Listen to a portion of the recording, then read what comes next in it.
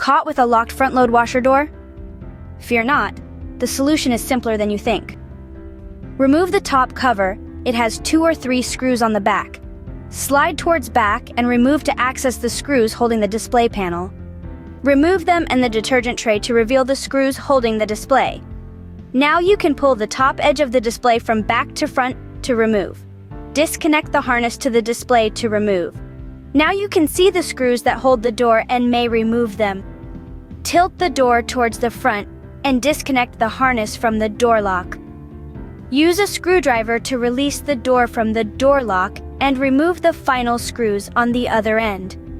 You may now replace the new lock. It's as easy as that. Your locked washer door is now a thing of the past, and you may replace it with the new. Don't forget to come back for more on life's bare necessities. Let us know if you like these videos, or we can post some doing actual jobs live. Leave your comments below.